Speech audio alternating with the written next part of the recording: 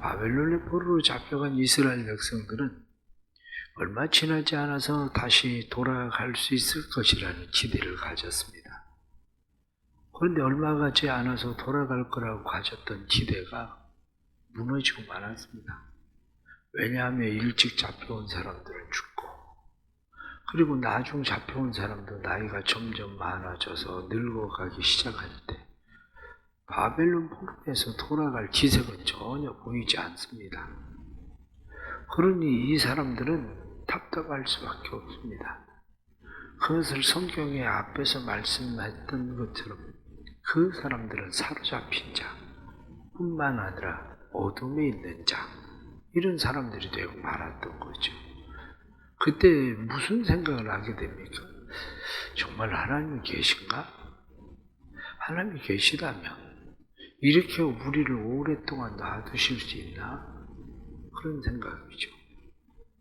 사람들이 고난의 때가 길어지다 보면 갖게 되는 생각이, 정말 하나님이 계신가? 하나님이 우리를 잊어버리셨나?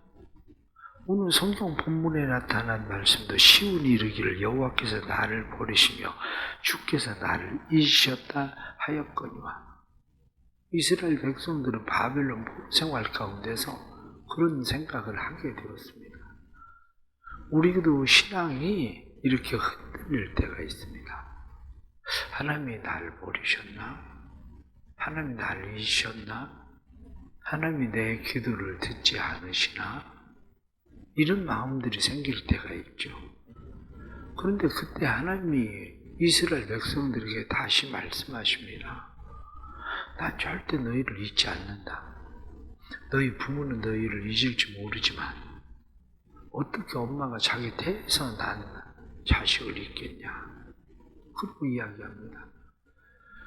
종종 요즘도 자기의 자녀를 찾는 사람들이 있습니다.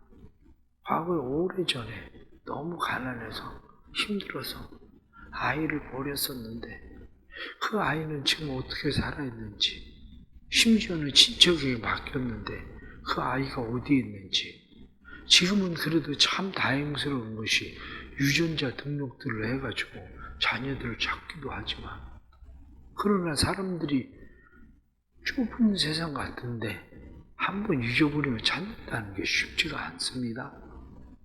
그러니 이스라엘 백성들이 하나님 나를 잊었나 이렇게 이야기할 때, 하나님 난 너희를 잊지 않았어.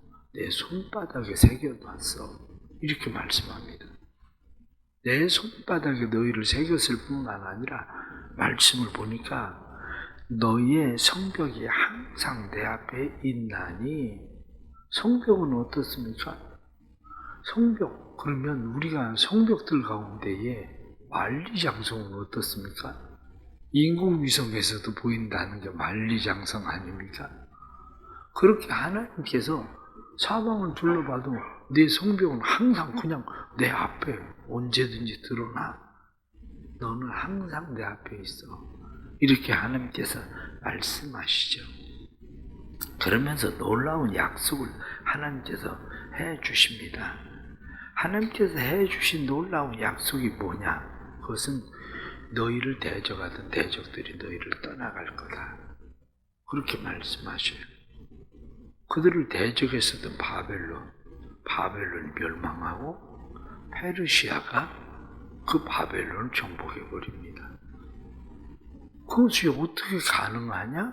성경에 나타난 말씀을 보니까 오히려 이제는 그들이 너희를 돌아가도록 돕는 자가 될 거다. 이렇게 말씀하신 거죠. 너희를 돌아가도록 돕는 자가 될 거고, 너희가 황폐한 땅에 돌아가면 사람이 없었던 그런 땅인데 사람이 너무 많아져서 이제 좁으니까 좀 더 우리의 성을 넓혀야 되겠다. 이렇게 이야기하게 될 거다. 그러면서 내가 누군지 아니? 결론은 무엇라고 이야기하냐면, 오늘 성경 말씀에 나타난 결론 26절 하반절의 말씀을 보면 나 여호와는 구원자요 구속자요 야곱의 전능자인 줄 알리라. 여러분은 하나님을 어떤 하나님으로 믿습니까? 하나님을 구원자, 구속자, 전능자. 하나님을 그렇게 내가 믿고 있나? 아니면 하나님에 대해서 지금 내가 생각하는 것은 하나님은 나를 잊어버렸나? 하나님은 나를 버리셨나? 하나님은 이제는 아무것도 안 하고 계시나? 혹시 그렇게 우리가 생각하고 있는 건 아닌가 하는 겁니다. 한 번은 결혼식에 가서 식사를 하는데 어떤 사람이 와가지고 굉장히 잘 아는 것처럼 얘기를 막 해요. 그 사람은 나를 분명히 굉장히 잘 아는 것 같아요. 굉장히 잘 아는 것 같은데 문제는 내가 그 사람이 누군가를 모르겠다는 거. 도대체 이 사람이 누군가 알 수가 없어요. 그리고 나서 집에 돌아와서 생각나는 게 이 사람이 종교개혁 500주년 때 함께 종교개혁지 같이 돌아다녔었던 사람.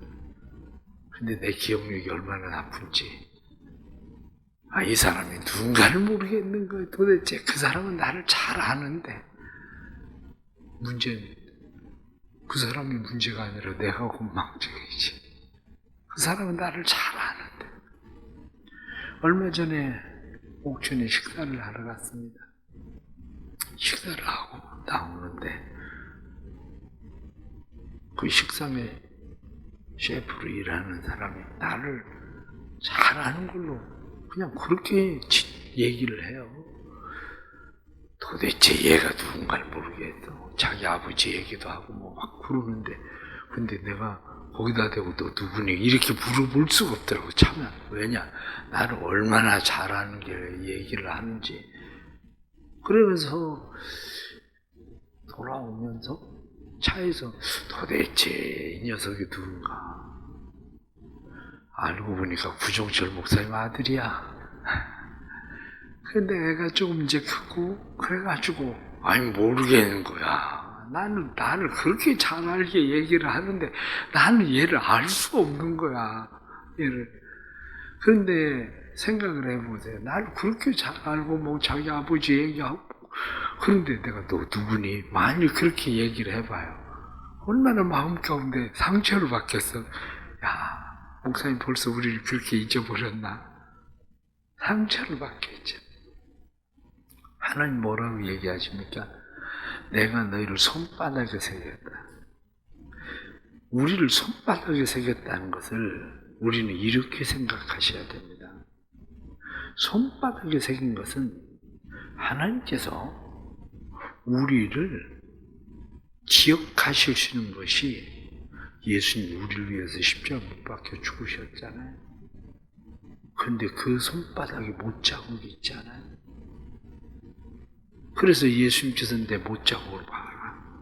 이렇게 말씀하시는 것처럼 여러분 그 못자국이 사라지겠습니까? 마찬가지로 하나님 우리를 사랑하시는 그 사랑은 우리를 그렇게 잊어버리지 않으신다는 거예요. 그렇다면 문제는 내가 스스로 생각할 때 하나님이 나를 버리셨나? 하나님이 나를 잊어버리셨나? 하나님이 이제 아무것도 안 하시나?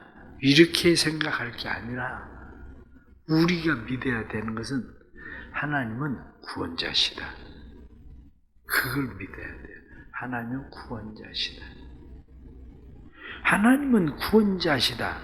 성경에 이렇게 말할 때에 오늘 말씀은 그것을 우리에게 어떻게 이야기합니까?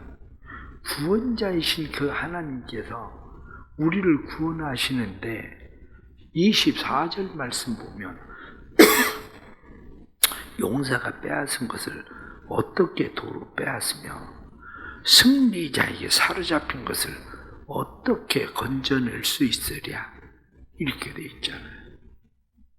용사가 이미 빼앗아 갔는데 승리자가 이미 다 차지해서 가져가 버렸는데 누가 그것을 그 손에서 빼앗겠습니까? 그런데 하나님은 우리에게 말씀하시길 나는 구원자다.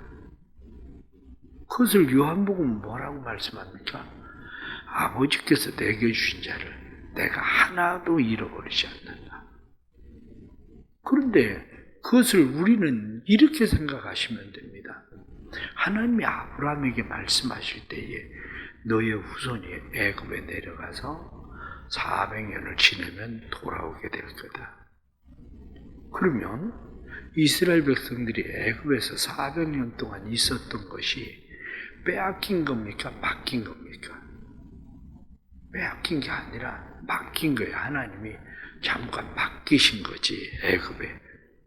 지금 이스라엘 백성들이 바벨론에 70년 동안 포로 생활을 했는데 빼앗긴 겁니까? 맡긴 겁니까? 맡긴 거죠.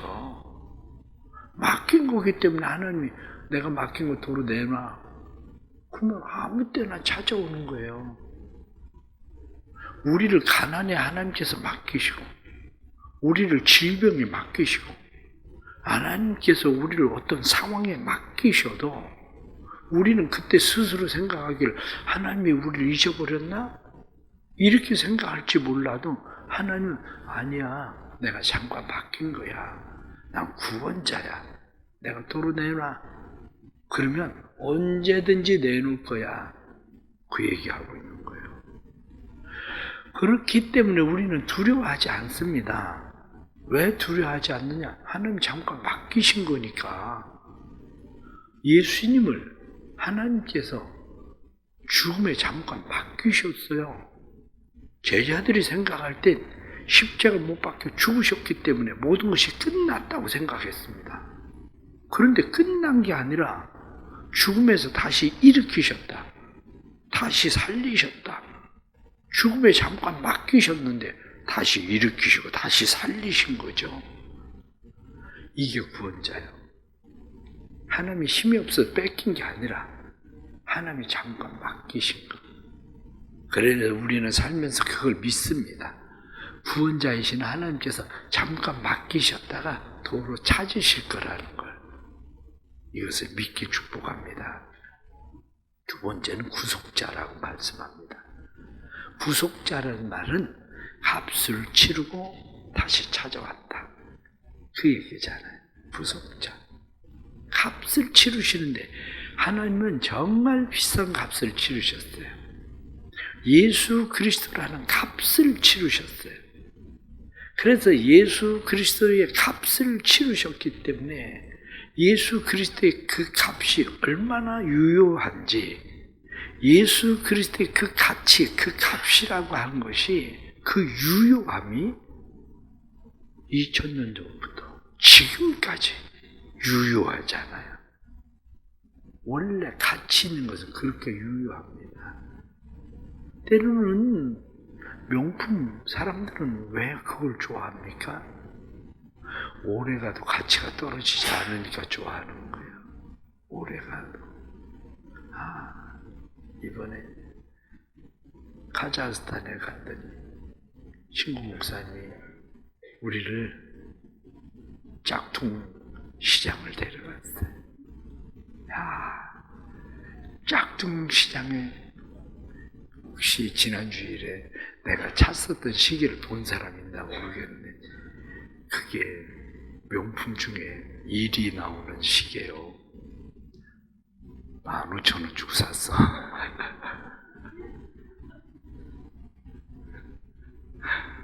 짝퉁이니까 그게 15,000원이지. 그게 사람들은 심지어는 명품에 투자를 하는데요. 그냥 가지고 있으면 오히려 단종되고 없어지면 오히려 가치가 더 나가는 거거든. 예수 그리스도의 가치는 그런 거예요. 예수 그리스도의 가치는 인류가 많아지면 많아질수록 오히려 그 가치는 더 발휘하고 더 드러나는 것이 예수 그리스도의 십자가의 가치란 말이죠. 그래서 하나님께서 예수님을 그 가치로 내어주신 거예요. 자기 아들을 가치로 내어주시고 우리를 구속했다. 우리를 샀다. 성경은 그렇게 말씀하는 거죠. 그러기에 우리는 믿습니다. 아들을 아끼지 않고 주시니까 너희의 구하는 것을 주지 않겠느냐? 좋은 것을 주지 않겠냐? 아들을 아끼지 않고 주시니까 너희를 위해서 무엇을 못하겠냐? 성경이 말씀하신 그 가치, 그것을 믿기를 축복합니다. 그러면 세상에서 담대해질 수 있어요. 마지막 하나는 나는 전능자다. 그렇게 말씀하십니다. 전능하신 하나님을 믿으세요. 전능하신 하나님에 대해서 아브라함이 자기 아들 이삭을 바치게 됩니다. 이삭을 바치던 일을 히브리서는 뭐라고 말씀합니까? 죽은 자 가운데서 살리실 줄을 믿음이라. 그렇게 되어 있단 말이에요. 아브라함이 믿는 그 믿음이 어디서 있습니까? 하나님께서 아브라함에게 내가 아이를 낳을 거야. 그랬더니 하나님, 이제 이 나이에 무슨 애가 있겠습니까? 그랬더니 하나님께서 말씀하셔요. 여호와께 능치 못할 일이 있겠느냐? 그랬더니 아브라함이 여호와를 믿으니 여호와께서 그의 믿음을 의로 여기셨다. 그렇게 말씀하잖아요. 그렇습니다. 아브라함이 여호와를 믿는 것이 단순히 아이를 주시는 것만 믿은 게 아니라 죽은 자 가운데서도 살리실 수 있는 전능자라는 걸 믿었다는 거예요. 우리가 믿어야 되는 믿음이 그거예요. 지금 우리에게 무엇을 주셔서 지금까지 온 것만 하나님의 은혜가 아니라 우리가 무엇을 잃어버려도 빼앗겨도 우리가 사로잡혀도 어둠 속에 들어가도 하나님은 우리를 다시 일으키시는 분, 회복시키시는 분, 하나님은 전능하신 분, 그 모든 것으로부터 우리를 다시 온전하게 하셔서 오늘 성경에 나타난 말씀처럼 성경은 그렇게 되어 있습니다. 21절 말씀 보니까 그때 내가 내 마음에 이르기를 누가 나를 위하여 이들을 낳았는고 나는 자식을 잃고 외로워졌으나 사로잡혀 유리하였거늘 이들을 누가 양육하였는고 나는 홀로 남았거늘 이들은 어디서 생겼는고 하리라.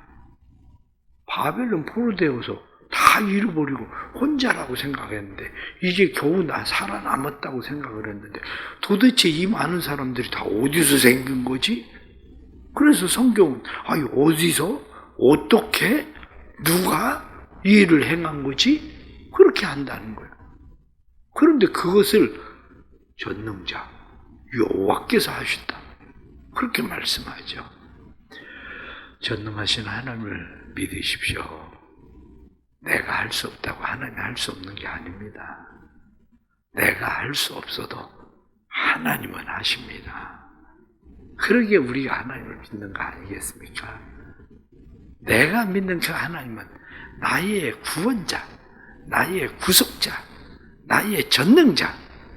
그러기에 그 하나님 믿고 의지하고 신뢰하고 살아가면 이 땅에 살아가는 동안 잠깐 동안 하나님께서 맡기셔서 우리가 힘들고 어려운 것처럼 보여져도 괜찮아요. 하나님 도로 내놔. 그러면 다시 하나님 찾으실 거예요.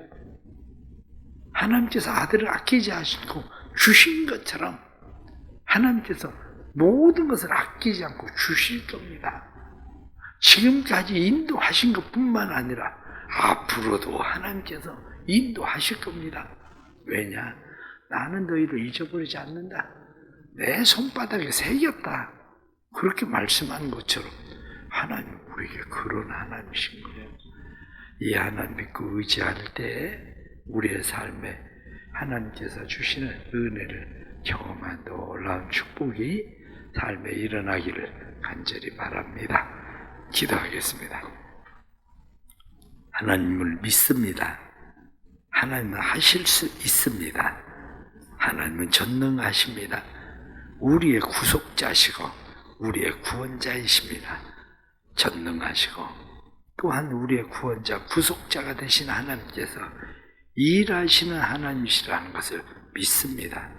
우리를 잊지 아니하신 하나님이라는 것을 믿습니다. 힘들고 어려워 고난을 당할 때에 하나님이 나를 버리셨나? 하나님이 나를 잊으셨나? 하나님은 이제 아무것도 행할 수 없나?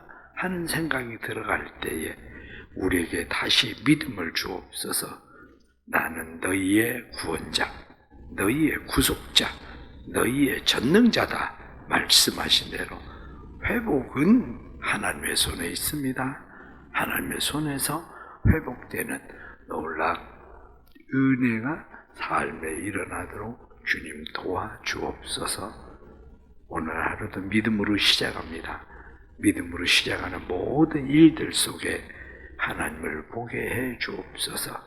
하나님이 우리를 손바닥에 생긴 것만 아니라 우리도 하나님을 잊어버리지 않게 하시고 하나님을 기억하게 해주시고 너희가 성벽처럼 내 앞에 서 있다 하고 말씀하신 것처럼 어디에서든지 어떤 상황에서든지 항상 하나님이 보여지는 믿음의 삶이 되도록 축복해 주옵소서.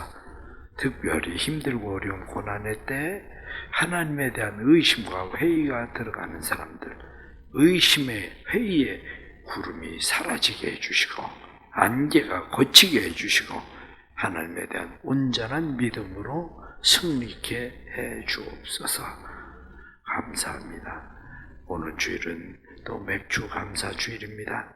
6개월 동안 지켜주시고 보호하신 은혜 감사합니다. 앞으로도 전능자 하나님께서 행하실 일을 감사합니다. 우리를 도와주셔서 도우시는 하나님의 은혜를 힘입게 해 주옵소서. 1000번째 예물 드리오니 믿음으로 하나님을 믿고 신뢰하고 드려진 예물 위에 하나님 은혜 베푸시고 하나님이 하나님 되심을 나타내시옵소서. 예수 그리스도의 이름 받들어 간절히 기도드리옵나이다. 아멘.